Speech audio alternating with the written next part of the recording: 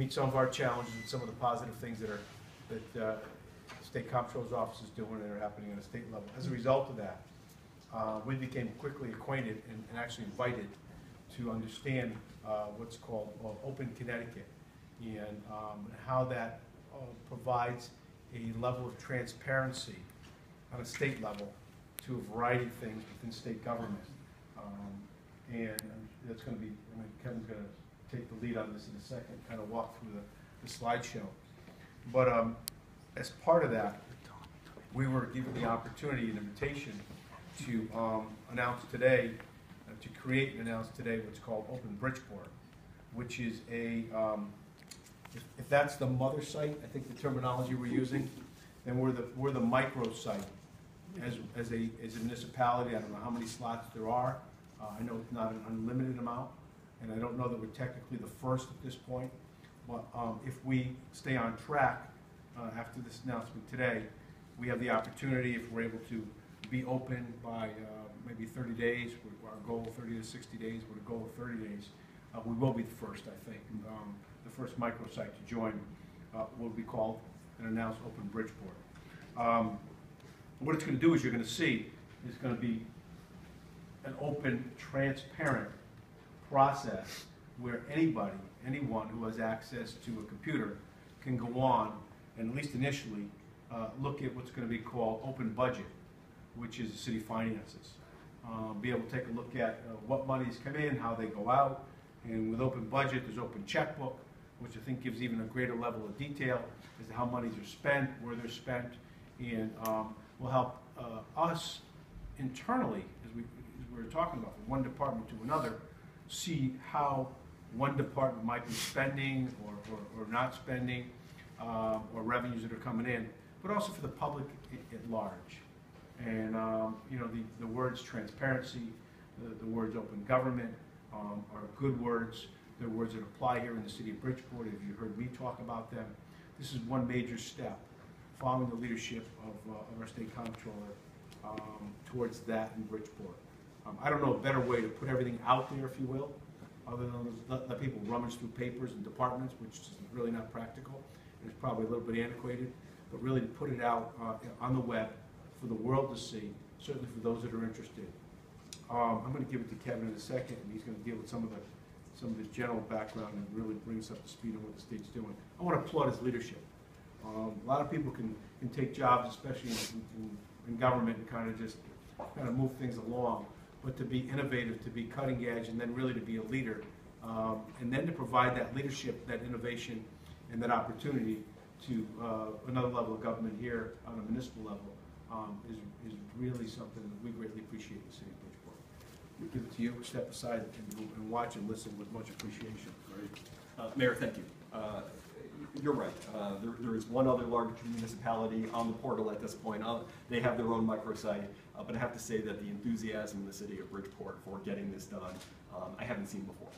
So I'm grateful to you, to your leadership, to your team, because to a person, they have been on point and ready to work and ready to get this done for the people of the city. Your constituents are my constituents, and I am happy to be here because ultimately it's about them, right? This is their government. We are temporary custodians of it, and we want to make sure we do it in the most responsible way that is possible. Just a quick background, as the mayor has pointed out, there is the primary site, Open Connecticut, that many of you are familiar with, and then there was opportunity for a couple of microsites on that same contract for municipalities to get involved with this initiative. There are two major pieces to it. Open Budget, and Open Budget is really macro. It's really, I joke that it's the information that I use to do the letter of the first every month, so it's really that sort of the big number stuff. And then there's Open Checkbook, that usually gets the most interest because people would like to know where are the tax dollars going, who's getting paid what, for what, and it helps to build confidence in people in the operation of their government, and finally acknowledges that transparency in government, even though sometimes inconvenient, because it raises questions, though I would argue more informed questions, it's got to be a value in and of itself. So transparency has to be the value. I'd love to believe that every resident of the city of Bridgeport or every resident of Connecticut is going to be absolutely pushed to go and log on and take a look at what are on these sites, but the reality is that they're not. The surrogates in the media and in academia and in other places take this information and help people to understand. But on the day or the night when someone can't sleep and they really want to know what's going on with their tax dollar, they can log on, and it sort of takes away some of the angst that exists in that relationship between government and its people. So again, thank you for doing this. So I thought what we would do once we got it back, we're almost there, Tyler tells me, is take a quick sort of run through of the Open Budget site, the Open Connecticut site. And because the OpenBridgeport site is in development, we can just say it will look a lot like this when it's done. And we have put, and I have put, my staff at the mayor's disposal to be able to get up and running. So we've pointed out a million times that there's Open Budget and Open Checkbook. One of the important things is that often folks will come to a site like this and not really have a full appreciation of what they're looking for or what it's called. And there's a little binoculars here.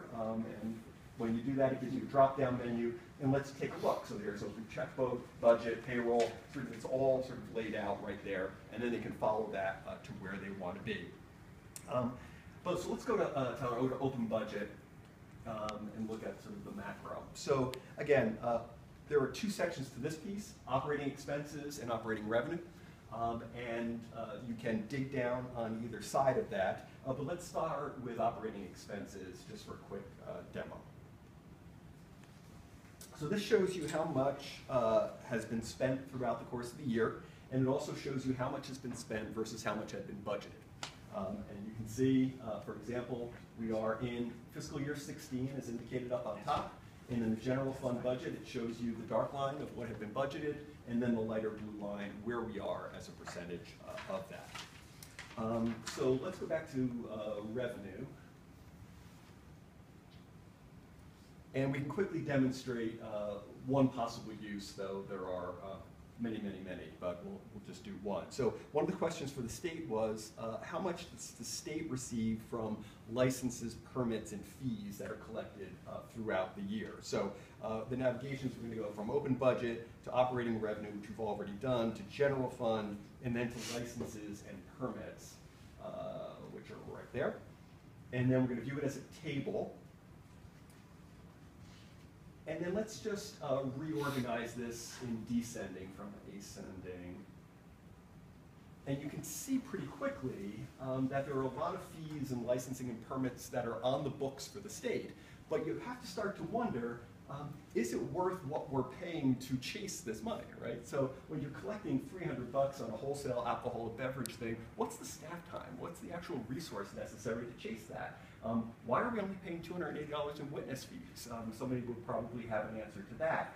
I will leave you to your own thoughts about vault and crypt plan review. These are actual fees and actual numbers from 2015, so it's a closed year of what were. So, I mean, I think if you were really trying to sort of build confidence and let folks know that you're paying attention, you could really draw a red line somewhere and say, okay, sort of what are public safety and what are not? What are necessary to chase and what not? And can we relieve people from some of these fees when the value of them exceeds what it costs to chase them? So, Tyler, why don't we go back out to Open Checkbook, please? So again, as I said, this Open Checkbook side lets you see exactly who got paid, for what, how often, how that looks over years. And the easiest path is the search engine if you have a specific vendor that you want to look into. So for demonstration, let's go to Metro North, which is a hot item.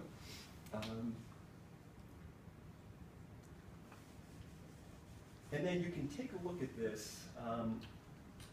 So that's all years, Tyler, that's in there.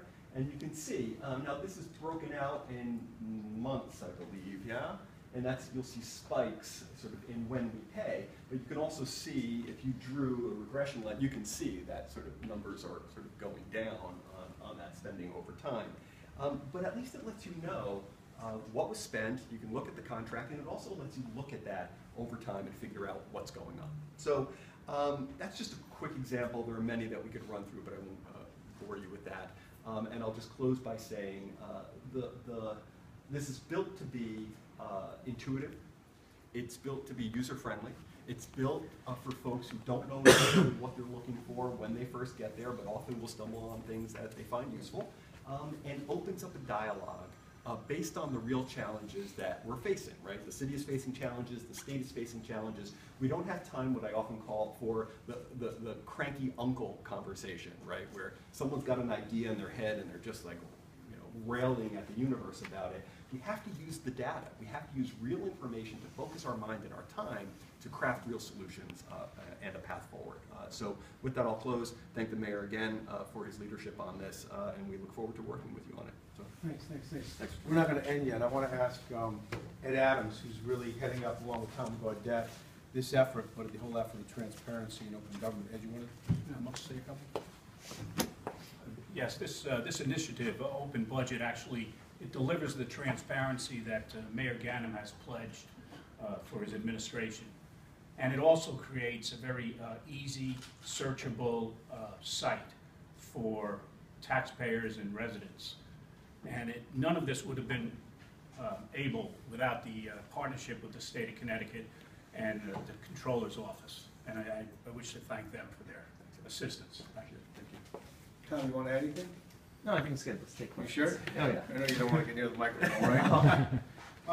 And just lastly, questions for Kevin and for me. I mean, it really is an opportunity for us to do, without this, I don't think we would have had much of a shot. I mean, No. you guys are innovative, but without this, I don't think we would have had any shot of being able to get to some level of transparency like this. I think that applies to any of the large municipalities or any city or town. So I know the goal was to make state government transparent, which you're doing and which you've done. But this whole other level, hopefully the ripple effect goes beyond all the invitations for as we're calling them, microsites, and you have to add more. That'd be great. That would be the best thing. I'm going to stop. I'll answer any questions. I'm sure Kevin will as well if there are any.